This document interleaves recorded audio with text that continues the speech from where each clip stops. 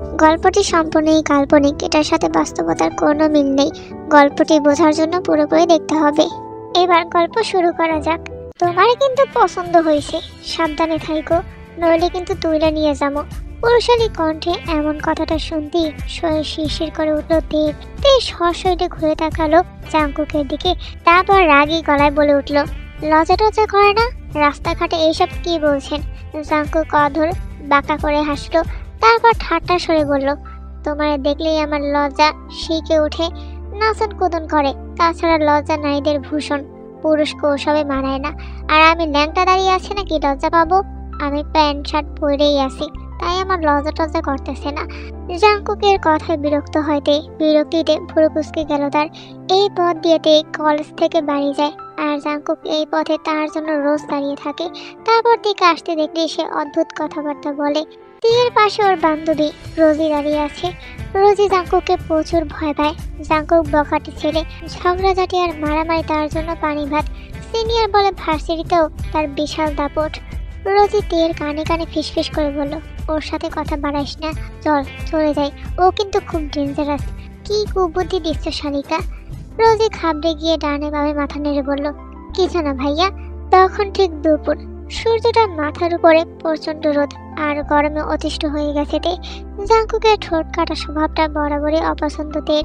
জাংকুকের সঙ্গে তীর আর ঝগড়া করার নিয়ত থাকলেও শরীর সঙ্গ দিচ্ছে না তার। শরীরটা ক্লান্ত লাগছে ভীষণ। তে ঘাড় ঘুরিয়ে রোজির দিকে তাকালো, তপ্ত শ্বাস ফেলে তার কথাটাই মেনে নিল। এখন বাড়ি যাবে, তাই হাঁটতে লাগলো। জাংকুক হাসি মুখে প্যান্টের পকেটে দু হাত গুজে তের পিছু পিছু হাঁটতে লাগলো। তে ভারী শ্বাস ফেললো। পায়ের শব্দ শুনে বোঝার বাকি রইল না যে জাংকুক তার পিছু করছে। তে হঠাৎ রোজের হাতটা ধরে দ্রুত হাঁটতে লাগলো। এক প্রকার দৌড়ে গিয়ে পিচ ঢালা রাস্তায় উঠলো সে। জাংকুক দারুণ মজা পেয়েছে। মিটমিট করে হেসে উচ্চ গলায় বলল, শোনো মেয়ে, তুমি যেখানেই যাও না কেন, আমি তোমার পিছু নেব। তে রিকশায় উঠলো, ঠিকঠাক মতো বসে, তারপর তীক্ষ্ণ চোখে তাকালো জাংকুকের দিকে। নরম অধর দুটো নেড়ে ইচ্ছা মতো বকাঝকা করলো মানুষটাকে। জাংকুক মাথায় হাত বুলিয়ে ইমাজিন করতে লাগলো রিকশায় উঠে তে তাকে কোন বকাটা দিতে পারে। নরম তুলতুলে ঠোঁটের বকা শুনতেও দারুণ মজা লাগবে ভাবতেই কুটিল হাসলো জাংকুক। সে তার প্যান্টের পকেট হাতড়ে সিগারেটের প্যাকেট বের করলো, তারপর গ্যাস লাইট বের করে সিগারেটটা দুই ঠোঁটের মাঝখানে রেখে আগুন জ্বালিয়ে একটা লম্বা টান দিল। তখনই রাস্তার পাশে টং দোকান থেকে বেরিয়ে এলো সাইনো। তুই ওরে এত বিরক্ত করস কেন? হয়তো তোরে পাত্তাই দেয় না। তুই তো শালা খাঁটি প্রেমিক না। খাঁটি প্রেমিক হইতে হইলে শার্টের পকেটে ফু রাখতে হইব, আর তো শার্টের পকেটে তো থাকে শুধু গ্যাসলাইট আর সিগারেট। এই গ্যাসলাইট রাখা বুকটাকে একদিন ওই অষ্টাদশী জড়িয়ে ধরবে তোর স্বপ্নে। ওই মাইয়া তোরে পছন্দ করে না। ওর কলেজে গিয়ে দেখিস ওর পিছনে ছেলেদের কত বড় লাইন লেগে থাকে। জাংকুক গা সারা ভাবটা বজায় রেখে বলল, মেয়ে মানুষ হচ্ছে মৌচাকের মতো, ওদের চারপাশে মৌমাছি ভনভন করবি, আর ওই মৌমাছি তাড়ানোর জন্য আমি আছি। প্রত্যেকটার পিছনে আগুন জ্বালিয়ে দিব, আর মেম্বার তোর পেছন জ্বালাইব। মেম্বার যদি জানতে পারে তুই ওর মায়ের পেছনে লাগছস, তোকে 14 শিখের ভাত খাওয়াবে। জাংকুক সিগারেটে টান দিল, তারপর ধোয়া উড়াতে উড়াতে বলল, ওই শালা ভণ্ড আমার কিছুই করতে পারবে না, সারা জীবন শুধু ভণ্ডামি করছে। কিন্তু বন্ধু, তোর প্রেয়সীর মনে আগে থেকে একজন একা দোকা খেলতে আছে, ওই মনে তোর চান্স একদমই নাই। তোর সুন্দরী কলেজের এক পোলার উপরে ক্রাশ খাইছে। সারাক্ষণ দুজন একে অপরের দিকে তাকাইয়ে মিটি মিটি হাসাহাসি করে, আবার হাত তুলে হাই হ্যালো করে। ওই শালার বাচ্চাটাকে কোথায় পাবো বল? লিটনের মাঠে। আজকের মাঠে ওদের খেলা আছে। ক্রিকেট খেলার মাঠটার পাশে একটা ছোট বাগান অবস্থিত। কড়া রোদের তাপ থেকে বাঁচার জন্য সব খেলোয়াড়রা বাগানের গাছগুলোর নিচে বসে আছে। খেলা শুরু হবে বিকাল 4টায়। এখনো অনেক সময় পড়ে আছে। দুটো দল পাশাপাশি বসে নিজেদের মধ্যে আলোচনা করছে। সবিন কথা বলতে বলতে উঠে দাঁড়ালো, আর তখনই জাংকুক গেল। আচমকা সবিনকে ধরে মারতে শুরু করলো জাংকুক। ঘটনাটি এত তাড়াতাড়ি ঘটে গেল যে উপস্থিত সবাই চমকে গেছে। সবিন মাটিতে পড়ে গেল। তাকে এলো পাথারে লাথি মারতে লাগলো জাংকুক। নাক দিয়ে রক্ত পড়ছে। সাইনো সেটা লক্ষ্য করে জাংকুককে টেনে ধরলো। জাংকুক বাঘের মতো গর্জন করে উঠল, সুন্দরী শুধু আমার, ওর দিকে তুই নজর দেস, তোর চোখ আমি উপড়ে ফেলবো। সবিন নাক চেপে ধরে ফ্যাল ফ্যাল করে তাকিয়ে বলল, সুন্দরীকে? আমি তো এই নামে কাউকেই চিনি না। মেম্বারের মাইয়া তে। সাইনো আমতা আমতা করে বলে উঠল, শোভন জাঙ্কুকের দিকে তাকিয়ে কাতর স্বরে বলল, সোজাসুজি বললেই হতো, আমি ওর থেকে 100 হাত দূরে থাকতাম। এইভাবে মারলি কেন ভাই? জাঙ্কুক তার ঠোঁট কামড়ে ধরল। শোভনের কথা শুনে রাগ নিমেষে পানি হয়ে গেল। হাসিটা কোনো রকমে চেপে গিয়ে তর্জনে দিয়ে নাক চুলকাতে লাগলো জাঙ্কুক। তারপর প্যান্টের পকেট থেকে টাকার একটা নোট বের করে শোভনের হাতে গুঁজে দিয়ে বলল, সরি ভাই, এইটা নেই, ডাক্তার দেখাইস। অন্যদিকে তীর জন্য একটা ভালো সম্বন্ধ আসছে ভাইজান, তুমি অনুমতি দিলে ওরা আগামী সপ্তাহে থেকে দেখতে আসতে চায়। আরএম বেশ গম্ভীর ভঙ্গিতে পায়ের উপর পা তুলে বসে আছেন। ছোট বোনের কথাটি বেশ মনোযোগ দিয়ে শুনলেন উনি। এ সময় তার মা আসলো। ছেলে আর মেয়ের সামনে বসলেন তিনি। ছেলের মুখটা গম্ভীর দেখে জিজ্ঞাসা করলো, কি হয়েছে বাবা, তোর মুখটা এত ভালো লাগছে কেন? আরএম কোনো উত্তর দিল না। খানিকক্ষণ পরে বলল, তোমার মেয়ে আমার মেয়ের জন্য বিয়ের প্রস্তাব নিয়ে আসে। মা, তুমি ওকে বোঝাও, তের এখন বয়সই বা কত? এত তাড়াতাড়ি আমি ওর বিয়ে দেব না। জিসু ভারী নিঃশ্বাস ফেললো। উনি জানতেন তার ভাই বিয়ের কথা শুনে নাক ছিটকাবেন। অতি সহজে বিয়ের জন্য রাজি হবেন না কিছুতেই। কখন কি বলতে হবে, কি বললে তার ভাই বিয়েতে রাজি হবে, সব কিছু মাথার মধ্যে সেট করা, সব রকম ব্যবস্থা করে কোমর বেঁধে তবেই আসছে। ভাইজান, একটা বার আমার পুরো কথাটা শোনো, এই বিয়ে হলে তোমারই লাভ হবে। পাত্র সাধারণ কেউ নয়, জেলা মন্ত্রীর বড় ছেলে। আরএম ভোর কষতে তাকালো। জেলা মন্ত্রীর ছেলের বিয়ের প্রস্তাব আসছে তার মেয়ের জন্য। বিষয়টি হজম করতে পারছেন না। দেশে কি মেয়ের অভাব পড়েছে? চোখ মুখ গম্ভীর রেখেই যিশুর দিকে তাকালেন। মন্ত্রী সাহেবের বড় ছেলের মনে ধরেছে আমাদের দিকে। সে তাকে রাস্তায় দেখেছিল, তারপর খোঁজ খবর নিয়ে জানতে পারে তে তোমার মেয়ে। বিয়ের প্রস্তাব দিয়ে ঘটক পাঠায়, কিন্তু ঘটক মশাই তোমাকে ভীষণ ভয় পায়, তাই সে বিষয়টা আমার সাথে শেয়ার করেছে। আরএম গম্ভীর ভঙ্গিতে মাথা নাড়ালো। একটু ভাবো ভাইজান, মন্ত্রীর ছেলের সঙ্গে তের বিয়ে হলে তুমি তখন আরো পাওয়ারফুল হবে। সব দিক থেকে তোমার লাভ আর লাভ। ভেবে দেখবো আমি কথাটা। ছোট্ট করে কথাটি বলে বসা থেকে উঠে দাঁড়ালো। ইউনিয়ন পরিষদে যেতে হবে তার, জরুরি প্রয়োজন। মায়ের থেকে বিদায় নিয়ে সদর দরজা থেকে এগিয়ে গেল। ঠিক তখনই তিনি দেখতে পেলেন তার মেয়ে আসছে, তাই দাঁড়িয়ে গেলেন। তার জীবনে তিনি দুটো জিনিসকে সবচেয়ে বেশি ভালোবাসেন, প্রথম তার মেয়ে, দ্বিতীয় হচ্ছে টাকা। তিনি তার বাবার সামনে দাঁড়িয়ে গেল, হাসি মুখে জিজ্ঞাসা করলো, আব্বা, এই দুপুরবেলা কোথায় যাচ্ছ? এই তো একটু কাজে বাইরে যাচ্ছি, তুই ভিতরে যা। ঘেমে টেমে কি অবস্থা হয়েছে, জলদি গিয়ে ফ্রেশ হয়ে নে। তে মাথা নাড়ালো। আব্বা, আমার জন্য মজা নিয়ে এসো। আরএম হেসে উঠলেন, আচ্ছা আনবো। মেয়েটা তার ছোট, বাবাকে বাইরে যেতে দেখলেই বলে কিছু নিয়ে এসো। ভুল করে যদি কোনোদিন কিছু নিয়ে আসতে ভুলে যায় তখন খুব রাগ করে। তুই ভিতরে এগোলে দেখতে পায় তার ফুপু এসেছে। কেমন আছিস মা? ভালো, তুমি? আমি আর ভালো থাকি কেমনে বল, তোর চিন্তায় যে আমার ঘুম আসে না। ভাবি মরার সময় তোকে আমার হাতে তুলে দিয়ে বলেছিল তোকে যেন নিজের মেয়ের মতো দেখে রাখি। মাঝে মধ্যে তোর মায়ের কথা খুব মনে পড়ে। মন খারাপ করো না ফুপু, মায়ের জন্য দোয়া করো, আল্লাহ যেন আমার মাকে জান্নাতবাসী করে। চারদিকে অন্ধকার হতে শুরু করেছে। জাঙ্কুক দরজা খুলে ঘরে ঢুকলো। দরজার পাশে সুইচ বোর্ডে চাপ দিয়ে লাইট অন করলো। তারপর ক্লান্ত শরীরটাকে টেনে টুনে নিয়ে গেল বিছানার উপর। 7:50 এই সময় তে রোজ তার রুমের বারান্দায় আসে।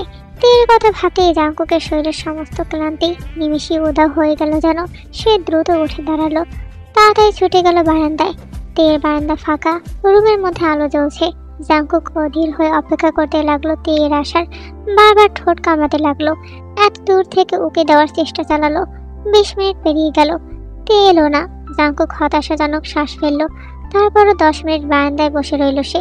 খুব ক্লান্ত লাগছে, গোসল করতে হবে। জাঙ্কুক উঠে দাঁড়ালো, রুমে এসে চলে গেল গোসলে। তেকে দেখতে না পাওয়ার আকাঙ্ক্ষা তার শরীর মনকে অস্থির করে তুলেছে। শুধু একটা টাওয়াল কোমরে জড়িয়ে বাথরুম থেকে বেরিয়ে এলো। তারপর সেভাবেই বারান্দায় গেল। ভেজা চুল থেকে টপটপ করে পানি পড়ছে। জাঙ্কুক আর একটা তলে দিয়ে তার ভেজা চুল মুছতে লাগলো। সেই সময় দেখলো তের বারান্দায় একটা নারীর অবয়ব। সাদা রঙের ওড়নাটা হাওয়ায় মৃদু উঠছে। চাঁদের আলোয় তেকে অপরূপ সুন্দরী লাগছে। জাঙ্কুকের ঠোঁটের কোণে হাসি ফুটে উঠলো। সে হাসতে লাগলো গাল ভরে, বিড়বিড় করে বলল, পূর্ণিমার চাঁদের মতো উজ্জ্বল মায়াবিনী, আমার মনের রানী। বারান্দায় চেয়ারটায় বসলো জাঙ্কুক। চেয়ারের পাশে ছোট টি টেবিলের উপর রাখা সিগারেটের প্যাকেটটা থেকে একটা সিগারেট বের করলো। তারপর দু ঠোঁটের মাঝে রেখে ধরালো সিগারেটটা। তে আকাশের দিকে তাকিয়ে আছে। আকাশে তারা তেমন নেই, তবুও সেদিকে তাকিয়ে আছে।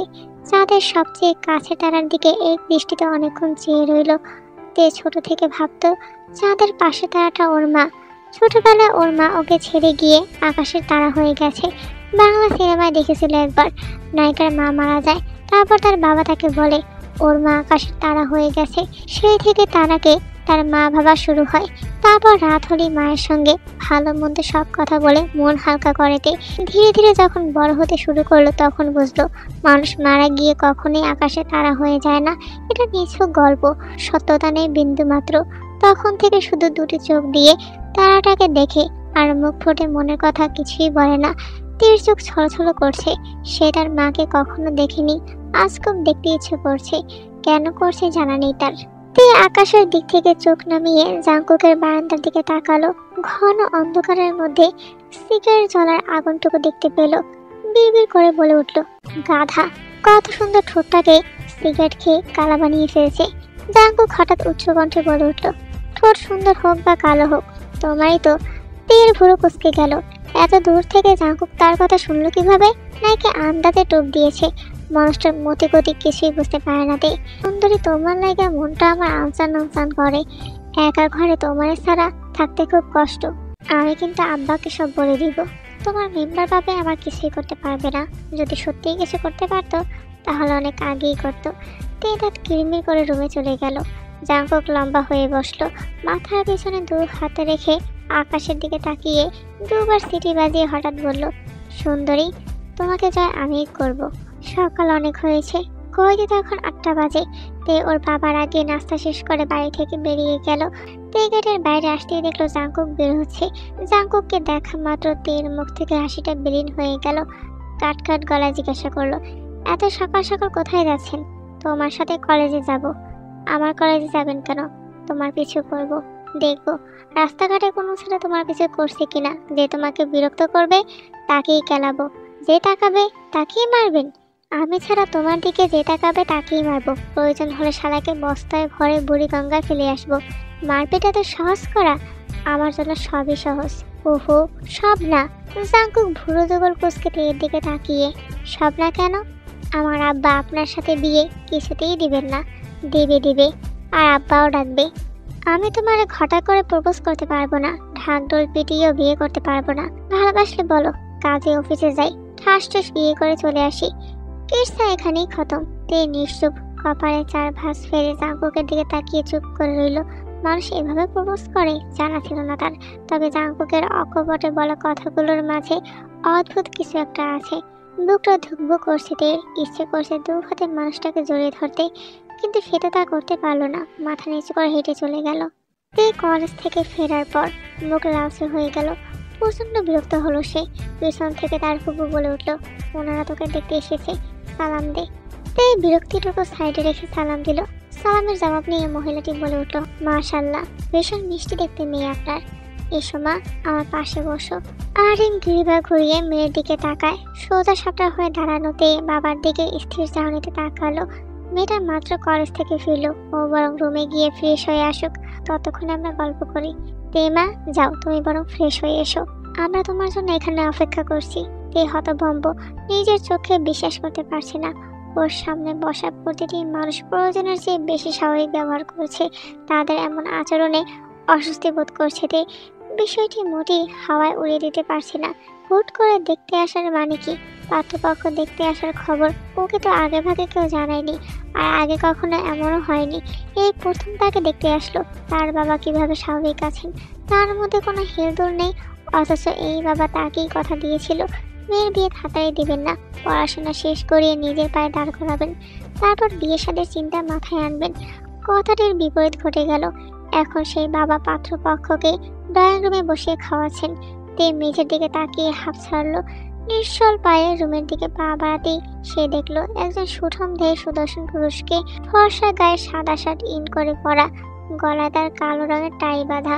খানিকটা ঝুঁকে পড়ে টেবিল থেকে ফ্রুটস নিয়ে খেতে খেতে একবার তাকালো সে তের দিকে। পুরুষ লোকটির চোখে চোখ পড়লো তের আচমকা। সহসা গলা শুকিয়ে এলো তের। বগম নির্ভীক ভাবনাশীন ভঙ্গিতে এক পলক তাকিয়ে দৃষ্টি সরিয়ে ফেললো। দুর্বোধ্য দৃষ্টি স্থির করলো আর্মের দিকে। তে উপরে চলে গেল। আপনার মেয়েকে আমার ভালো লেগেছে। সে শান্ত আর বুদ্ধিমতী। আপনি অনুমতি দিলে আমি আগামী সপ্তাহে বিয়েটা সেরে ফেলতে চাই। আমি একটু দেরি করতে চাচ্ছি না, যত দ্রুত করা যায় ততই ভালো হয়।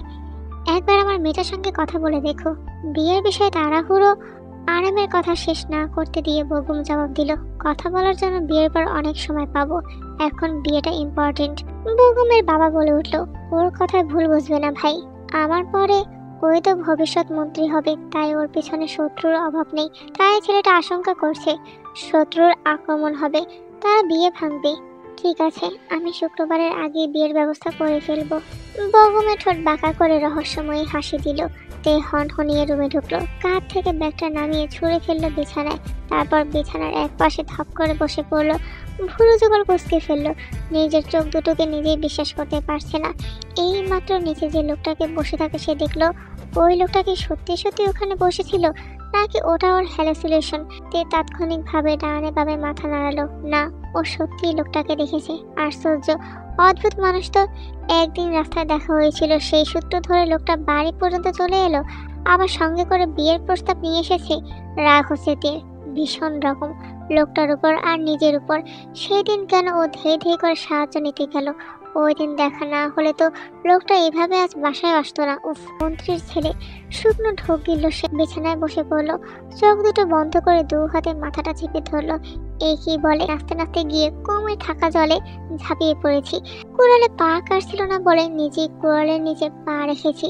নে ভাই কুড়াল, সারা জীবন তো শুধু গাছ কাটিস, এবার নয় আমার পাটা একটু কাট। এই মুহূর্তে অদৃশ্য এক বিপদ সংকেত দিচ্ছে, আবার কোন বিপদ নাচছে আমার মাথার উপর। সন্ধ্যা ঘনিয়ে আসে, বেলকনির দেয়াল ঘেঁষে দাঁড়িয়ে আছে তে, চোখ মুখ গম্ভীর, ভুরু যুগল কুঁচকানো। একটু পর পর ঠান্ডা শীতল হাওয়া এসে শরীরকে কাঁপিয়ে তুলছে। তীর দৃষ্টি আকাশের দিক থেকে সরিয়ে বাড়ির সামনে তাকায়। গেটের সামনে দাঁড়িয়ে আছে তার বাবা আর ফুপু, বিদায় জানাচ্ছেন বগুমের পরিবারকে। তে তপ্ত শ্বাস ফেলে অন্যদিকে চোখ সারালো। বাড়ি থেকে একটু দূরে একটা বিশাল বড় আম গাছ। সন্ধ্যার আবসা অন্ধকারে ওইখানটায় কাউকে দাঁড়িয়ে থাকতে দেখে চোখটা সরু করে চাইলো। জাঙ্কুক, হ্যাঁ জাঙ্কুক। ও ওখানে দাঁড়িয়ে আছে কেন? মনে হচ্ছে কোনো পাথরের মূর্তি। আচমকা জাঙ্কুক মাথা তুলে তাকালো তের বারান্দার দিকে। ধরা পড়েছে এমনভাবে চমকে উঠলো তে। আর বাড়ির ভিতর চলে আসতেই জাঙ্কুক হাতের ইশারায় তেকে নিচে আসতে বলে। তে ডানে বামে মাথা নেড়ে তাৎক্ষণিক রুমের ভিতর চলে গেল। বিছানার উপর বসে ভারী নিঃশ্বাস ফেললো। হৃদস্পন্দন বাড়তে লাগলো। কোনো ছেলের সাথে কথা বলতে দেখলেই জাঙ্কুক তাকে পেটায়। সেখানে যদি সে জানতে পারে ওকে একজন দেখতে আসছে, তাহলে ও কি করবে? ভাবতেই শরীরে কাটা ফুটলো যেন। হঠাৎ ফোনের শব্দ বেজে উঠলো। ঘাড়ে ঘুরিয়ে বিছানার উপর থেকে ফোনটা নিল সে। ফোনের স্ক্রিনে জল করছে জাঙ্কুকের নাম। তে শুকনো ঢোক গিলে নেয়। কলটা কেটে ফোনটা আবার বিছানার উপর উল্টো করে রাখে। সশব্দে ফোন আবারও বেজে উঠলো। তে জানে সে যতক্ষণ কল রিসিভ না করবে ততক্ষণ জাঙ্কুক ওকে কল করবে। অতঃপর তে কলটা ধরলো। জাঙ্কুক কিছু বলার আগেই তে বলে উঠলো, কি চাই? বারবার কল দিচ্ছেন কেন? জাঙ্কুক চোয়ার শক্ত করে দাঁত কিরমির করে বলল, অনেক সাহস হয়েছে না? আমার কল কাটার সাহস কে দিয়েছে তোমাকে? 2 মিনিট সময় দিচ্ছি, কথা আছে, জলদি নিচে আসো। তুই থতমত কণ্ঠে বলে, পারবো না, আব্বা বাসায় আছেন, দেখলে বকা দিবে, চুপচাপ নিচে আসো। আমাকে বাধ্য করো না উপরে আসতে। আমি ভয় পাই নাকি তোমার বাপকে? তুই কান থেকে ফোনটা নামিয়ে ভারী নিঃশ্বাস ফেললো। হাত বাড়িয়ে ওড়নাটা টেনে গলায় পেঁচিয়ে বাড়ির বাইরে এলো। ততক্ষণে জাঙ্কুক গেটের সামনে এসে দাঁড়িয়েছে। তেকে দেখা মাত্র জাঙ্কুক শক্ত গলায় বলল, এই মাত্র যে গাড়িটা গেল, ওরা কারা? কেন এসেছিল? তে বিচলিত হয়, থমথমে গলায় জিজ্ঞাসা করলো, কেন? যেই আসুক তাতে আপনার কি? জাঙ্কুক ধমকে উঠলো, উচ্চ গলায় বলল, কথা ঘুরোচ্ছ কেন? সোজা কথার সোজা উত্তর দিতে পারো না? তে আহত চোখে তাকালো। জাঙ্কুকের হঠাৎ করে কি হলো? সে কখনো তের সাথে এই টোনে কথা বলেনি। তে মাথা নিচু করে ফেললো। জাঙ্কুক আকাশের দিকে তাকিয়ে গভীর শ্বাস ছাড়লো। প্রশ্ন করেছি, কথা কানে যাচ্ছে না? মন্ত্রী এসেছিল আর তার স্ত্রী ও ছেলে এসেছিল আমাকে দেখতে। বিয়ের কথা পাকাও হয়ে গেছে। জাঙ্কুক শক্ত করে হাত দুটো মুষ্টিবদ্ধ করলো। রাগে শরীর কাঁপছে। জাঙ্কুক হুট করে তের হাঁটা চেপে ধরে। মৃদু আর্তনাদ করে উঠলো তে। জাঙ্কুক চোখ বন্ধ করে ভারী নিঃশ্বাস ফেললো। তারপর রুদ্ধ কণ্ঠে বলল, তুমি এই বিয়ে করবে না। বাসায় গিয়ে সোজাসুজি না করে দিবে। তুমি শুধু আমার। আমি বেঁচে থাকতে তোমাকে আমার থেকে কেউ আলাদা করতে পারবে না, কেউ না। তে চোখ তুলে তাকিয়ে এক পলক দেখে তৎক্ষণাৎ চোখ নামিয়ে ফেললো। বুকের ভেতর ধরাস ধরাস শব্দ করছে তার। সে জানতো ওর বিয়ের খবর শুনলে জাঙ্কুক উন্মাদ হয়ে যাবে। তে জাঙ্কুকের হাতটা ছাড়িয়ে দিয়ে দ্রুত যাওয়ার জন্য পা বাড়ালো। জাঙ্কুক রাগান্বিত গলায় বলল, তোমার ভাগ্যে শুধু আমার নাম লেখা, তোমার সবটা জুড়ে শুধু আমি থাকবো, কেবল আমি। আমি ভিতরে যাই। জাঙ্কুক উপর নিচ মাথা নাড়ালো। তে নিশ্চল পায়ে চলে গেল। জাঙ্কুক সোজা হয়ে দাঁড়িয়ে আছে। প্যান্টের পকেট থেকে ফোন বের করে চট চলতি কাউকে কল করলো। মুখটা বিভৎসভাবে কুঁচকে বিরক্তির সাথে চলে গেল। এইদিকে শেখদের বাড়ির চেহারাটা এক ঝটকায় বদলে গেছে। কেউ আন্দাজ করতে পারছে না কি হচ্ছে। সবার মুখের অবস্থা থমথমে। বকুমের বিয়ে ঠিক হয়েছে। খুশির খবরে সবার চেহারায় আনন্দ উল্লাস ফুটে উঠেছিল। হঠাৎ জাঙ্কুকের আগমনে সবার আনন্দটুকু গ্লানিতে পরিণত হয়েছে। জিহাব থমকালেন, ভয় কাতরে দৃষ্টিতে জাঙ্কুকের দিকে তাকিয়ে আছেন। চেহারাটার রাগ জেদ সম্পর্কে তিনি জানেন। রাগের বশে কখন কি করে বসে তার ঠিক নেই। তার এখানে আসার কারণটাই বা কি? মারাত্মক প্রয়োজন না হলে শেখদার বাড়ির আশেপাশেও সে আসে না। তবে আজকে তথ্য জানার আগ্রহ কিছুতেই দমাতে পারছেন না সে। সুগা কথা বলছেন না। দুই ছেলের মুখ থেকে কথা শোনার জন্য তাকিয়ে আছে। হঠাৎ জিহাবের কণ্ঠ শুনে তার দিকে তাকায়। জাঙ্কুক কেন এসেছে? এইদিকে জাঙ্কুক জোয়ার শক্ত করে বাবা মাকে অবাক করে দিয়ে হঠাৎ বগুমের শার্টের কলার চেপে ধরলো। তখনই পরিস্থিতি হঠাৎ স্রোতের বিপরীতে বইতে লাগলো। জাঙ্কুকের আচমকা আক্রমণের অপেক্ষায় ছিল যেন বগুম। রহস্যময়ী হাসি ফুটে উঠল তার রুষ্টে। সে মেরুদণ্ড টান টান করে দাঁড়িয়ে আছে। জাঙ্কুক, কি বেয়াদবি করছো? রাস্তায় থেকে থেকে ছোট লোকদের মতো কাজ করছো। ও তোমার বড় ভাই, ছাড়ো বলছি। জাঙ্কুক ছাড়লো না, বাবার কথা কানে তুললো না মোটেও। আমি ওর জান নিয়ে নিব। ওর সাহস কি করে হয় আমার প্রাণের দিকে হাত বাড়ানোর? আমার জীবনের সব সুখ শান্তি ও নিজের করে নিয়েছে, কিন্তু এইবার আমি আর সেটা হতে দেব না। ছেলের কথা তার মাথার উপর দিয়ে গেল। জাঙ্কুক ঘটনা তাদের বলল। সব শুনে সুগা দুটানায় পড়ে গেল। তার দুটো ছেলে একটা মেয়ের জন্য লড়াই করছে। এক ভাই আর এক ভাইয়ের প্রাণ নিতে উঠে পড়ে লেগেছে। সে ভারী নিঃশ্বাস ফেলল। ঠিক আছে, আমি দেখছি কি করা যায়। জাঙ্কুক চেঁচিয়ে বলল, আমার, শুধু আমার। ওর দিকে হাত বাড়ালে আপনার বড় ছেলের অস্তিত্ব আমি দুনিয়া থেকে মুছে দেব। বেগম শান্ত গলায় বলল, আমার জন্য বাবা, আপনি তাকে দেখতে গিয়েছিলেন। আমার সঙ্গেই তার বিয়ে হবে। আর যদি না হয় আপনার সাম্রাজ্য ধূলিসাৎ করে দেব। জাঙ্কুক তেড়ে এলো। সবাইকে অবাক করে দিয়ে বেগম তার পিছনের প্যান্টে গুজে রাখা পিস্তলটা বের করে আনলো। সেটা জাঙ্কুকের কপালে ঠেকিয়ে বলল, আমার সাথে খেলতে আসলে মৃত্যুকে গলা লাগাতে হবে। আমি যা চাই সেটা যে কোনো উপায় নিজের করে নি। তুই এই গল্পের হিরো আর আমি ভিলেন। যেখানে আমি ভিলেন সেখানে নায়ক নায়িকাকে পাবে ভাবা মূর্খতা। জাঙ্কুকের চাহনিতে ক্রোধ। বেগমের কথা শুনে রাগের চোটে তেলে বিগুনে জ্বলে উঠল।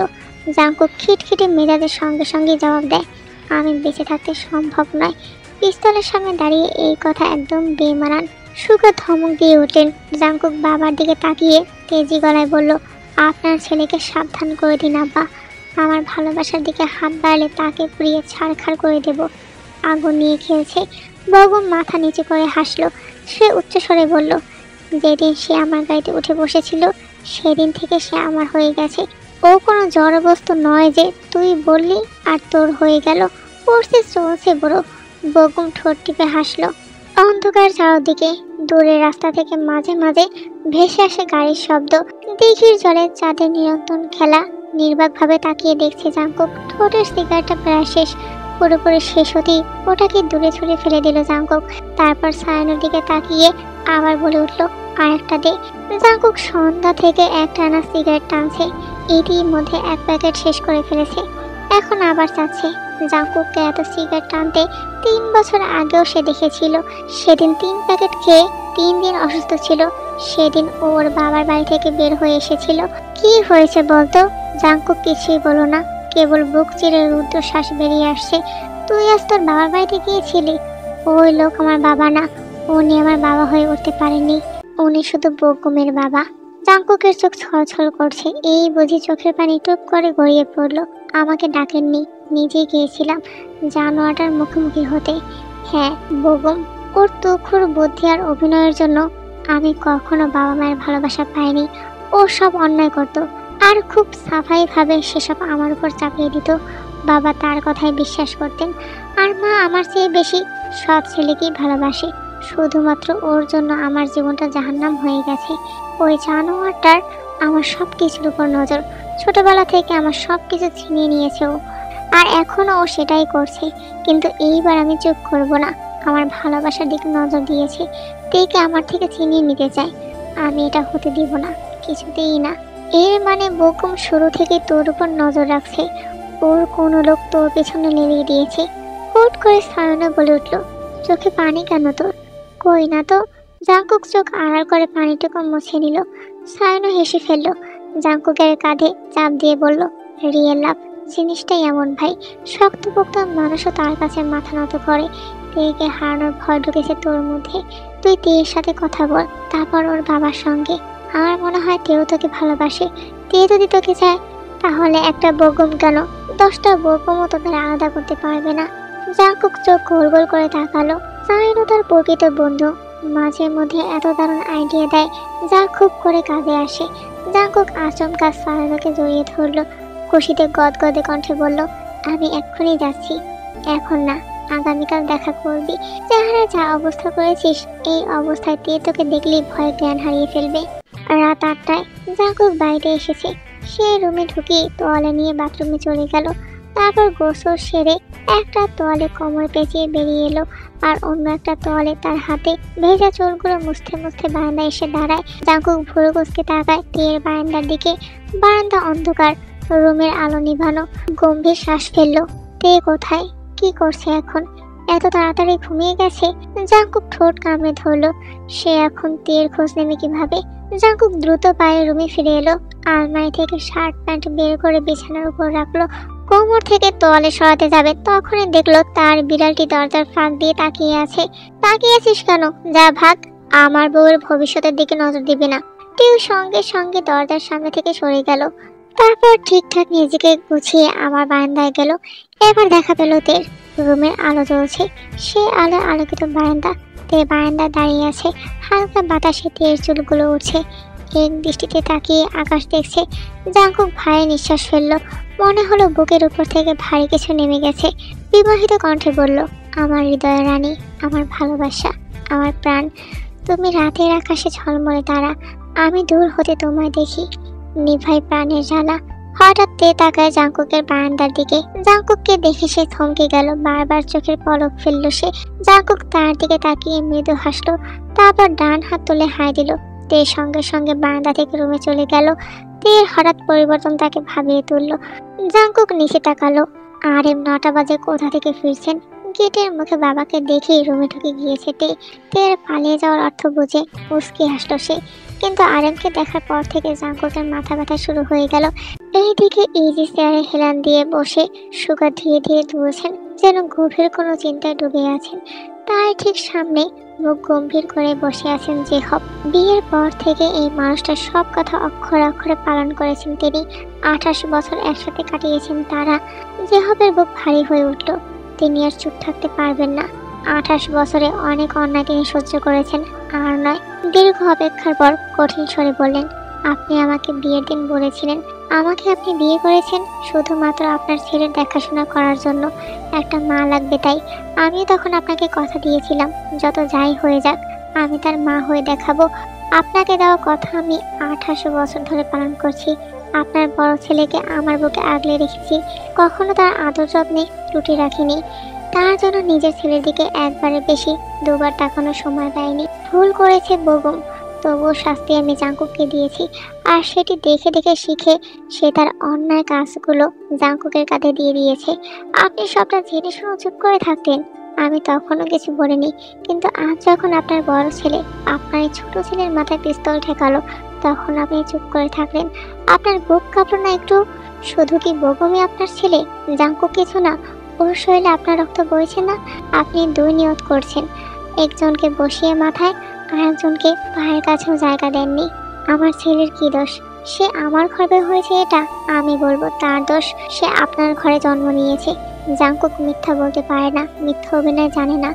দুটো মিথ্যা কথা বলে কার মন জয় করতে পারে না, এটা তার দোষ। আপনি জাঙ্কুকের বাবা হতে পারেননি, আর আপনার দায়বদ্ধতায় বুধ হয়ে আমি আমার ছেলের মা হতে পারিনি। হাউমাউ করে কাঁদছেন জেহব। সুগা মাথা নিচু করে আছেন। তার স্ত্রী দেওয়া অপবাদগুলো একটাও মিথ্যে নয়। সত্যি তিনি জাঙ্কুকের প্রতি অনেক অন্যায় করেছেন। বকুমের মায়া জড়িয়ে তিনি জাংকুককে আপন ভাবতে পারেননি। ছোট ছেলের প্রতি সবসময় অন্যায় করেছেন, ধমক দিয়ে ছাড়া কথাই বলেননি। বকুম জানতো জাংকুক তেকে পছন্দ করে, ভালোবাসে। সব জেনেও সে আমাদের ওই বাড়িতে নিয়ে গেছে, তেকে বিয়ে করার জেদ করেছে। কারণ একটাই, জাংকুক তেকে পছন্দ করে, জাংকুককে কষ্ট দিতে চায়। জাংকুকের প্রতি আপনার কোনো দায়বদ্ধতা নেই। আপনি সেলফিশ, ঠিক আপনার বড় ছেলের মতো। 28 বছর একটানা আপনাদের সেবা করেছি, যত্ন করেছি, তার এই প্রতিদান দিচ্ছেন আপনারা আমাকে? সুগা হাঁসফাঁস করছেন, মাথা চক্কর দিয়ে বসছে তার। যে সন্তানকে তিনি অন্ধের মতো বিশ্বাস করেছেন, সেই তার বিশ্বাস নিয়ে ছিনিমিনি খেয়েছিল, সে তাকে কাঠের পুতুল বানিয়ে রেখেছিল। পরের দিন ক্লাস শেষে তের বান্ধবী ছুটে গেল তের কাছে। জাংকুক ভাইয়া খবর পাঠিয়েছেন, উনি তোর জন্য কফি শপে বসে অপেক্ষা করবেন। বসে বসে অপেক্ষা করতে কে বলেছে? শুয়ে শুয়ে অপেক্ষা করুক, কারো কোনো সমস্যা নেই। জাংকুক ভাইয়া তোকে ওখানে যেতে বলেছে রে। আমরা সবাই জানি সে তোকে অসম্ভব ভালোবাসে, তারপর তুই সবসময় ওনাকে ইগনোর করিস। তোর ডেফিনেটলি যাওয়া উচিত, প্লিজ চলে যা। তুই না গেলে ভাই আমাদের গলা টিপে ধরবে। অতঃপর তে বাধ্য হলো। জাংকুককে দেখে সে হেঁটে তার দিকে এগিয়ে গেল। জাংকুকের সামনের চেয়ারটায় বসলো তে। কি কথা, তাড়াতাড়ি বলুন, সময় হলেই বলবো। এখন একটু বসো। ওটা অর্ডার নিয়ে এলো, টেবিলের উপর রেখে সে চলে গেল। তে তীক্ষ্ণ চোখে তাকিয়ে হুট করে বলে উঠল, আপনি কি ওইসব ছেলেদের মতো যারা মেয়েদের ইমপ্রেস করার জন্য ব্ল্যাক কফি খায়? জাংকুক ভুরু কুঁচকে তাকালো, এক পলক তাকিয়ে বলে উঠল, তুমি ইমপ্রেস হচ্ছ? তাতেই হবে। তে বিশাল বড় ধাক্কা খেলে যেন। তার প্রশ্নে তাকে পেঁচিয়ে দিয়েছে জাংকুক। তে জাংকুকের দিকে তাকিয়ে চেয়ার ঠেলে উঠে নিল। জাংকুক গম্ভীর গলায় বলল, বসো, কথা আছে। আমার অনুমতি ছাড়া তুমি এখান থেকে এক পাও কোথাও যেতে পারবে না। জাংকুকের কথায় কিছুটা চুপসে গেল তে। সে আর চোখে চারদিক লক্ষ্য করে, আশেপাশের মেয়েগুলো কেমন অদ্ভুত দৃষ্টিতে তাকে দেখছে। তে এবার জাংকুকের দিকে তাকায়। মেয়েগুলোর অদ্ভুত চাহনির কারণে এখন বুঝতে পারছে সে। কিঞ্চিত রাগী গলায় বলল, আপনি এত সেজে গুজে আসছেন কেন? কেন হিংসে হচ্ছে? তের আগে কটমট করছে দাঁত। এই লোকটা কোনো প্রশ্নের উত্তর সোজা সাপটা দিতেই জানে না। আমার বিয়ে ঠিক হয়ে গেছে। তোমার বিয়ে যতই ঠিক হোক, বিয়ে তোমার আমার সাথেই হবে। তে কিছু বলার আগে জাংকুক নরম গলায় বলল, আমার বাবা যে বিয়ের প্রস্তাব নিয়ে গিয়েছে, তাতে তুমি রাজি? তীর ভুরু কুঁচকালো, বিস্মিত গলায় বলল, আপনার বাবা? হ্যাঁ, আমার বাবা, মন্ত্রী সুগা শিকদার। যার সাথে তোমার বিয়ে ঠিক হয়েছে সে আমার বড় ভাই বগুম। তে ফ্যাল ফ্যাল চোখে তাকিয়ে রইল। কি হচ্ছে এসব? কি বলছে জাংকুক? কিছুই বুঝতে পারছে না সে। জাংকুক লম্বা শ্বাস টেনে তারপর সব বলে দিল, তার জীবন কাহিনী শোনালো। বগুম তার বাড়িতে বিয়ের প্রস্তাব নিয়ে গেছে, তার পেছনের কারণও বলল। সব শুনে স্তব্ধ হয়ে গেল তে। জাংকুক তের চোখে চোখ রেখে বলল, তুমি রাজি? তে ভারী নিঃশ্বাস ফেললো, ডানে বাবে মাথা নেড়ে না বোঝালো। জাংকুক ফির জিজ্ঞাসা করলো, তুমি বিয়ে করবে আমাকে? বউ হবা আমার? কথাটা বলে তের মুখের দিকে তাকিয়ে রইল। সে কি চায় সেটাকে বুঝতে হবে। আমার বাবার কথার বিরুদ্ধে আমি যেতে পারবো না।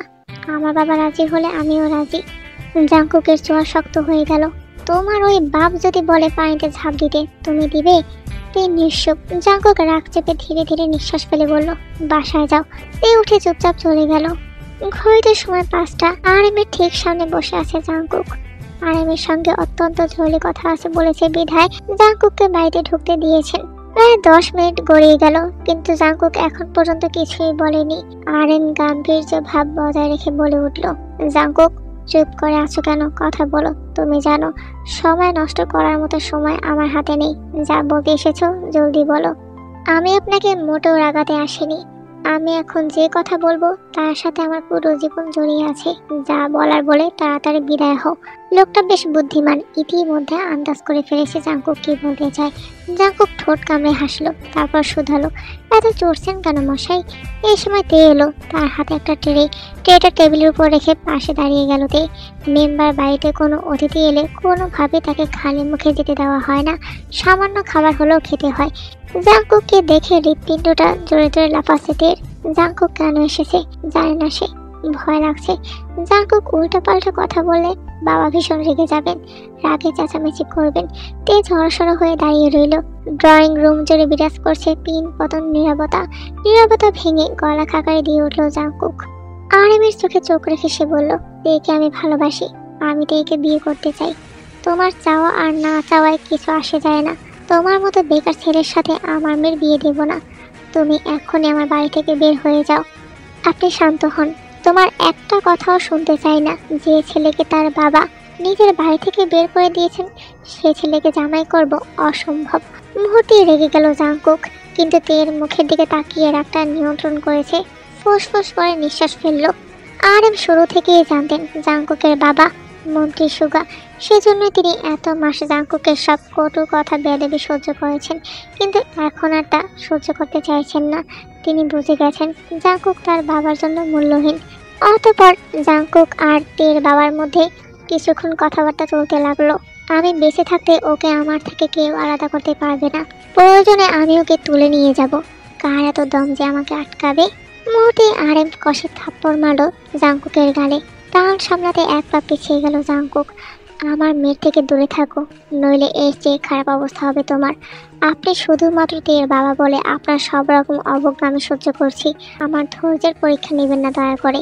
আমাকে আপনার বাড়ি থেকে তো বের করে দিতে পারবেন, কিন্তু আপনার মেয়ের মন থেকে কিভাবে বের করবেন? তের মনে একমাত্র আমি রাজত্ব করি, আর কেউ তা করতে পারবে না। কথা দিচ্ছি, প্রয়োজন হলে নোট করে রাখুন। আমি জীবন জাংকুক তের একমাত্র স্বামী হব। অতঃপর তের দিকে তাকিয়ে নরম কণ্ঠে শুধালো, তুমি শুধু অপেক্ষা করো, আমি আসবো। পরক্ষণে আরএমের দিকে তাকিয়ে চলে গেল। জাংকুক চলে যেতেই আরএম মেয়ের মুখের দিকে তাকিয়ে বলল, তুমি কি ওই বেয়াদবটাকে পছন্দ করো? মিথ্যে বলবে না তে। তে কোনো জবাব দিল না, মাথা নিচু করে দাঁড়িয়ে রইল সে। তে ঢোক গেলে বলে উঠল, আমি তাকে ভালোবাসি বাবা, কিন্তু আমি তোমাকেও ভালোবাসি। আমি ওকে জানিয়ে দিয়েছি আপনি যা সিদ্ধান্ত নেবেন আমি তাই মাথা পেতে নিব। ওকে দেখলেই আমার বিপি হাই হয়ে যায়। আর তুমি তাকেই ভালোবাসো? তে কেঁদে ফেললো, কম্পিত গলায় বলল, বাবা, ভেবেছিলাম তোমার বিয়ে তোমার পরীক্ষার পরে করাবো, কিন্তু সেটা আর হচ্ছে না। যা পরিস্থিতি দেখছি, যত দ্রুত সম্ভব তোমাকে বিয়ে দিয়ে বিদায় করব। তুমি আজ থেকে বাড়ির বাইরে যাবে না, তোমার বাইরে যাওয়া বন্ধ। এই কথা বলে আরএম হন হন করে বেরিয়ে গেল। তে হাঁটু গেড়ে বসে হাউমাউ করে কাঁদতে লাগলো। 4 দিন পর জাংকুক আর সায়েনো রাস্তার পাশে একটি টং দোকানে বসে আছে। বিকাল 4:30। রাস্তার পাশে দাঁড়িয়ে 4 জন ছেলে ঝগড়া করছে। তাদের দিকে এক পলক তাকিয়ে চোখ সরিয়ে নেয় জাংকুক। একটু পরে তাদের মধ্যে মারামারি শুরু হয়ে যায়। একজন আরেকজনকে মারছে। রাস্তার পাশে অন্যান্য লোকজন দাঁড়িয়ে তা দেখছে। জাংকুক আর বসে থাকতে পারল না, সে ওদিকে এগিয়ে গেল। ছেলেদের মাঝে ঢুকে সে তাদেরকে থামানোর চেষ্টা করলো। এক মুহূর্তে একজন ছেলে আরেকজন ছেলের মাথায় ইট মেরে তার মাথা ফাটিয়ে দিল। জাংকুক হতবিম্বল দৃষ্টিতে তাকিয়ে রইল। সেই মুহূর্তে কয়েকজন পুলিশ এগিয়ে গেল। ঘটনা বিস্তারিত না শুনে জাংকুক সহ বাকি 3 জনকে অ্যারেস্ট করে আহতকে হাসপাতালে পাঠিয়ে নিয়ে থানায় চলে যায়। সায়নও ভিড়ের মধ্যে সবটা দেখলো। তার নিঃশ্বাস ভারী হয়ে এলো। এখন সে কি করবে? কোথায় যাবে? কে সাহায্য করবে তাকে? সায়নও দ্রুত ছুটে গেল। ছাত্র দলে 2 জন নেতার সঙ্গে দেখা করলো সে, কিন্তু সাহায্যের জন্য কেউ এগিয়ে এলো না। কোনো উকিলও জাংকুকের কেসটা নিতে চায় না। এবার সায়নোর কাছে সবটা পরিষ্কার, এগুলো সবই বগমের চাল। সায়নো সারাদিন এদিক সেদিক ছুটাছুটি করে ক্লান্ত হয়ে পড়েছে।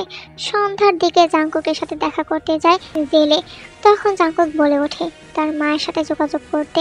অতঃপর জেহপের সাথে যোগাযোগ করে সায়নো, আর সব কথা জানিয়ে দেয় জেহপকে। সব শুনে স্তব্ধ হয়ে গেল জেহপ। সে এতদিন দুধ কলা দিয়ে কার সাপ বসেছে, যার প্রমাণ হচ্ছে বগুম। তার বুক চিরে কান্নারা ভেসে আসছে। রাত 11টার দিকে রুমে এলো সুগা আর সব কিছু খুলে বলল জেহপ সুগাকে। অন্যদিকে আস্তের বিয়ে। চারদিকে মানুষ গিজগিজ করছে। অতিথিরা ইতিমধ্যে সবাই চলে এসেছে। আর উদ্বিগ্ন চোখে গেটের দিকে তাকাচ্ছেন বারবার। ঘড়ির কাঁটা জানান দিচ্ছে 7টা পেরিয়ে গেছে। এখনো ছেলেপক্ষ আসার নাম নেই। আরিন ব্যস্ত হাতে কয়েকবার কল করলো বগুমকে, কিন্তু কলটা রিসিভ করেনি। 1 ঘন্টা আগে সে বলেছিল কিছুক্ষণের মধ্যে বরযাত্রী নিয়ে সে রওনা দিবে। শিকদার বাড়ি থেকে তার বাড়ি আসতে সর্বোচ্চ 30 মিনিট সময় লাগে। তাহলে এখনো কেন আসছে না? রাস্তায় কোনো বিপদ হয়নি তো? তের বিয়েটা ভালো ভালো হয়ে গেলে তিনি চিন্তামুক্ত। এখন পর্যন্ত কাজী সাহেবও আসেননি। এই দিক থেকে একটু আরামেই আছেন। একবার কাজী এলেই অতিথিদের কৌতূহলী চোখ তার উপর এসে পড়বে। কিছু একটা মনে করে সে কল করলো সুগাকে, এবং ভাগ্যক্রমে কলটাও রিসিভ হলো। বগুমের শরীর খারাপ করেছে, হঠাৎ করে মাথা ঘুরে পড়ে যায়। ডাক্তার আসছেন বাড়িতে, ওর জ্ঞান ফিরেছে। একটু পরে তারা রওনা দিবেন। এইবার যেন মনটা শান্ত হলো আরেমের। এইদিকে তে ড্রেসিং টেবিলের সামনে বসা, মাথা নিচু করে, চোখ দুটো টলমল করছে, মুখ ভারী হয়ে আছে তার। ইচ্ছে করছে চিৎকার করে কান্না করতে। সবাইকে সে রুম থেকে বের করে দেয়, তারপর দরজা ভেতর থেকে বন্ধ করে মন খারাপ করে বসে আছে। জাংকুকের খোঁজ পেয়েছে সে জেলে আছে। এটা জানার পর থেকে সব কিছুর জন্য সে নিজেকেই দোষী ভাবছেন। তার জন্য তো মানুষটা আজ জেলে পড়ে আছে। বধূ বেশে বসে থাকা তের চোখ থেকে জল গড়িয়ে পড়ছে। হঠাৎই পুরুষালী কণ্ঠ তার কানে ভেসে এলো, এই মেয়ে, কাঁদছো কেন? জানো না আমার সুন্দরের চোখে জল বড্ড বেমানান। তে চমকে উঠল, মাথা তুলে আশেপাশে তাকালো। জানালার উপর পা ঝুলিয়ে বসে আছে জাংকুক। তাকে দেখতেই বুকের ভেতর ছাদ করে উঠল তে। প্রথমত কয়েক সেকেন্ড হতবুদ্ধির মতো তাকিয়ে রইল, তারপর হঠাৎ জাংকুককে অবাক করে দিয়ে ঝড়ের বেগে ছুটে এলো তে। জাংকুককে আষ্টে পিষ্টে জড়িয়ে ধরে সে, তারপর হাউমাউ করে কাঁদতে কাঁদতে মেলে ধরলো অভিযোগের খাতা। জাংকুক আদরে স্পর্শে তের মাথায় হাত বুলিয়ে দিল, তারপর দুষ্টুমি করে বলল, কেঁদো না, মেকআপ উঠে যাচ্ছে। তে রাগ হলো ভীষণ। সে পরপর কয়েকটা কিল ঘষি মারলো জাংকুকের বুকে। সত্যি কথা বললে বুঝি মার খেতে হয়? তে কাঁপা কাঁপা গলায় বলল, আমি ভয় পেয়ে গিয়েছিলাম, চিন্তা হচ্ছিল। আপনার কিছু হয়নি তো? আমার কিচ্ছু হয়নি, দেখো তোমার সামনেই দাঁড়িয়ে আছি।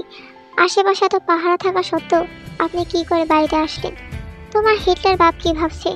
এইসব করে আমাকে থামাতে পারবে? ওহো, পারবে না। সে সামনের দিকে পাহারাদার বসিয়েছে আর আমি এসেছি পিছন দিক থেকে। জাংকুক তীরের কাছে এসে আলতো হাতে তীর গাল স্পর্শ করে নরম সুরে বলল, তোমাকে বলেছিলাম তুমি বউ হলে হবা শুধু জীবন জাংকুকে, আর কারো না। কি ভেবেছে সে আমাকে জেলে ঢুকিয়ে তোমাকে নিজের করে পাবে? অসম্ভব। আমি বেঁচে থাকতে সেটা হবে না। চলো, কেউ চলে আসার আগে আমাদের পালাতে হবে। তে দু পা পিছিয়ে গেল সঙ্গে সঙ্গে। সে কেন পালাবে? সে তো কোনো অন্যায় করেনি। তে কিছুতেই পালাবে না। সে কখনোই তার বাবার ইচ্ছার বিরুদ্ধে যাবে না। জাংকুক তাকে বারবার বোঝাতে লাগলো, কেউ জেনে ফেলার আগে তাদের এইখান থেকে বের হতে হবে। কিন্তু তে তার জায়গায় অনড়। সে তার বাবার খুশির জন্য সব করতে পারে। সেখানে বিয়ে খুব সামান্য জিনিস। নিজের যতই কষ্ট হোক তবুও হাসতে হাসতে বিয়ে করে নিবে। জাংকুক শক্ত হাতে তের হাত টান দিয়ে বলল, চলো। তে হাত ছাড়ানোর চেষ্টা করলো না, শুধু এইটুকু বলল, আব্বা কষ্ট পাবেন। জাংকুক তের গালে হাত রেখে বলল, এখন তুমি যদি না যাও তাহলে সারা জীবন কষ্ট পাবে। বগম তোমার জন্য সঠিক মানুষ নয়। ও এসব করছে আমার উপর প্রতিশোধ নেওয়ার জন্য। আমি বাবাকে খুব ভালোবাসি। আমি চাই না আমার জন্য বাবা কষ্ট পাক। আমি যদি এখন পালিয়ে যাই তাহলে বাবা কষ্ট পাবেন, তার সাথে ওনার সম্মানও নষ্ট হবে। জাংকুকের চোয়ার শক্ত হলো, সাথে সাথে তের ঠোঁট জোড়া নিজের দখলে নিয়ে নিল। তের চোখ মুহূর্তেই বড় বড় হয়ে গেল।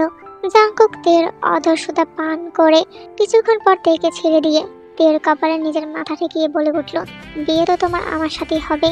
এই জন্য আমার যাই করা লাগুক আমি তাই করব। তে কিছু বুঝে ওঠার আগেই জাংকুক তার পকেট থেকে একটা রুমাল বের করে তার মুখের সামনে ধরলো। মুহূর্তে ঢলে পড়ল তে জাংকুকের বুকে।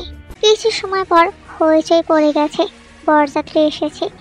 বেশ কিছু নিয়ম নীতির পরে বগমকে স্টেজে নিয়ে বসানো হয়। বগম শক্ত হয়ে বসেছে, মাথাটা এখনো চক্কর দিচ্ছে তার। চোখ জোড়া বন্ধ করে গভীর চিন্তায় পড়ে গেল। সে ভুলভাল কিছু খেয়েছে কি? তার হঠাৎ মাথা যন্ত্রণা করছে কেন? সে এখানে আসার আগে পানি খেয়েছিল, পানিতে কিছু মেশানো ছিল নাকি? সে কিছু ভাবতে পারছে না কি হচ্ছে এসব। এইদিকে তের রুমের সামনে হই হুল্লোড় পড়ে গেল, কারণ তে দরজা খুলছে না। তের কোনো সারা শব্দও নেই। অতপর দরজা খুলে দেখলো রুমের মধ্যে কেউ নেই। বিয়ে বাড়িতে হইচই পড়ে গেল। তে পালিয়েছে। প্রায় 6 ঘন্টা হয়ে গেছে, এখনো তেকে খুঁজে পাওয়া যায়নি। আর ইন্সপেক্টরকে সবটা জানান। এরপর তিনি চলে গেলেন নিজের বাড়িতে। বিয়ে বাড়িতে আসা অতিথিরা অনেক কথা শোনাচ্ছেন। বরযাত্রীও ফিরে যাওয়ার সময় অনেক কথা বলেছে। এমন সময় তার ফোনটা বেজে উঠল। ফোন ধরতেই শুনতে পেল, আসসালামু আলাইকুম শ্বশুর আব্বা, অভিনন্দন। আপনি তো শ্বশুর হয়ে গেছেন। মিষ্টি খাওয়াবেন না? আর চিনতে ভুল করলো না। জাংকুক, তুই আমার মেয়েকে কিডন্যাপ করেছিস। তোকে আমি খুন করব। এসব অশুভ কথা মুখে আনিয়েন না শ্বশুর আব্বা। আমার কিছু হলে যে আপনার মেয়ে বিধবা হয়ে যাবে। জাংকুক ঠোঁট কামড়ে হেসে আবারও বলল, শ্বশুর আব্বা, আমাদের যতই খোঁজেন পাবেন না, তাই দুশ্চিন্তা না করে রিল্যাক্স হন। আমরা 2-1 বছরের আগে ফিরবো না। আপনার জন্য নাতিপুতি নিয়ে তবেই ফিরবো। আমার মেয়ে কোথায় জাংকুক? আমার বউকে আব্বা যান। আর কিছু বলে ওঠার আগেই বলে উঠল জাংকুক, শ্বশুর আব্বা গালি দিয়েন না। গালি কিন্তু আমি আপনার থেকে কম জানি না। এখন শুনেন, আমার বাপ আপনার বেয়াই, এখন তাকে গালাগালি দেওয়া কি আপনার উচিত? যাই হোক শুনেন, বেশি উত্তেজিত হইয়েন না। আপনার মায়ের আমি সুখেই রাখবো, দোয়া করেন শ্বশুর আব্বা, তাড়াতাড়ি যেন বংশ বিস্তার করতে পারি। আমগো লেগে দোয়া রাখেন, রাখি। তে অজ্ঞান অবস্থায় জাঙ্কুক তেকে কোলে নিয়ে বাড়ি থেকে বেরিয়ে আসে, তারপর তেকে গাড়িতে বসিয়ে দেয়। এদিকে তের জ্ঞান ফিরেছে বেশ খানিকক্ষণ আগেই। জাঙ্কুক এখনো ফিরছে না। দূর দূরান্ত থেকে অদ্ভুত সব পশু পাখির ডাক ভেসে আসছে। তে ঢোক গেল, এদিক ওদিক তাকিয়ে দেখলো যতদূর চোখ দেখা যাচ্ছে শুধু মাঠ আর মাঠ, কোনো ঘর বাড়ি নেই। কোথায় সে? এখন কি করবে সে? জাঙ্কুক কোথায়? তে একরাশ অভিমান নিয়ে আকাশের দিকে তাকায়, তারপর মৃদু স্বরে বলে, আমি এমনভাবে তার অপেক্ষা করছি যেন আমার সব অপেক্ষা তার জন্যই। তে গাড়িতে ঘুমিয়েছিল, সেই সুযোগে জাঙ্কুক শহরে যায় তের বাবাকে বিয়ের খবর জানাতে, কিন্তু সে ভাবেনি এরই মধ্যে তের ঘুম ভেঙে যাবে। জাঙ্কুক প্যান্টের পকেটে হাত গুজে দাঁড়িয়ে আছে। সে এমনভাবে হেঁটে এসেছে যেন তার পায়ের শব্দও হয়নি। জাঙ্কুক মৃদু হাসলো, পেছন থেকে তেকে জড়িয়ে ধরে তের ওদরে নিজের হাত রাখলো। আমি তোমাকে অনেক ভালোবাসি, তুমি জানো? তে চমকে উঠলো, তৎক্ষণাৎ ঘাড় ঘুরিয়ে পেছনে তাকালো সে। তের ছলো ছলো দৃষ্টি দেখে জাঙ্কুক তের গালে হাত রেখে বলল, আই এম সরি তোমাকে এই নির্জনে একা রেখে যাওয়ার জন্য। তোমার বাবার সাথে কথা বলতে গিয়েছিলাম। কি বলেছেন উনি? আমরা বিয়ে করেছি শুনে বলেছেন তিনি খুব তাড়াতাড়ি নাতি নাতির মুখ দেখতে চান। তো খানিকটা লজ্জা পেল বোধহয়। সত্যি আব্বা এই কথা বলেছেন? নয়তো কি আমি মিথ্যা বলেছি? না না, আপনি মিথ্যা বলবেন কেন? কিন্তু এখন আমরা কোথায় যাব? এখন আমরা এমন এক জায়গায় যাব যেখানে কেউ আমাদের খুঁজে পাবে না।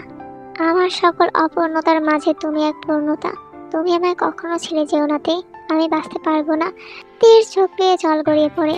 আমি কথা দিচ্ছি আপনাকে ছেড়ে আমি কোথাও যাব না। আপনার হাত, আপনার সঙ্গ ছাড়বো না। এরপর কেটে যায় 2টা বছর।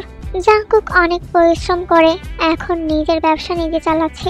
এইদিকে তেও পড়াশোনা করছে, সাথে সংসার সামলাচ্ছে। তাদের ছোট্ট একটা সুখের সংসার। রাত সময় তখন 8টা। তে তখন রান্না করছিল রাতের খাবার। ঠিক তখনই জাঙ্কুক আসে। এসে দেখতে পেল তে রান্না করছে। সে টু শব্দ না করে তেকে পেছন থেকে জড়িয়ে ধরে। তে চেনা পরিচিত ঘ্রাণটা পেয়েই মুচকি হাসে। জাঙ্কুক তের গির্বাদেশের নাক ঘষতে ঘষতে বলল, বউ, রোম্যান্স করতে ইচ্ছে করছে, চলো না রুমে যাই। মুহূর্তে তের চোখ ছানাবড়া হয়ে যায়। সে এখন রান্না করছে, আর এই ব্যাটার নাকি এখন রোম্যান্স করতে ইচ্ছে করছে। এই সরুন তো, আমাকে রান্না করতে দিন। জাঙ্কুক তের কাছ থেকে সরে গিয়ে নিজের টাইটা ঢিলে করলো, তারপর নিজের শার্টের বোতাম খুলতে লাগলো। তে কিছু বুঝে ওঠার আগেই রান্নার চুলা অফ করে দিয়ে তেকে করে তুলে নিল। এই অসভ্য লোক, ছাড়ুন বলছি, রান্না করতে দিন আমাকে, না হলে না খেয়ে থাকতে হবে। তোমাকে খেয়ে তোমার পেটটা ভরে যাবে জান, খাবারের আর প্রয়োজন হবে না। মুহূর্তে তের গাল লাল হয়ে গেল। আপনার কোনো সময় অসময় নেই। বাকি কথা আর তে শেষ করতে পারলো না, তার আগে পাথর জোড়া জাঙ্কুকের দখলে চলে যায়। তে প্রথমে বাধা দিল, পরক্ষণে সে শান্ত হয়ে যায়। সেও জাঙ্কুককে সায় দিতে থাকে। এই লোকটার মাঝে নিশ্চয়ই কিছু আছে, না হলে কিভাবে আমাকে তার বশীভূত করে দেয়। তোমার সান্নিধ্যে এলেই আমার সব ক্লান্তি চলে যায়। তে জাঙ্কুকের মুখ থেকে চোখ সরিয়ে নেয় লজ্জায়। জাঙ্কুক তার ভালোবাসা তেকে আড়ষ্ট করে নেয়। তে সারা দেশ জুড়ে নিজের ভালোবাসার স্পর্শ এঁকে দেয়। আর এই গল্পের সমাপ্তি এখানেই।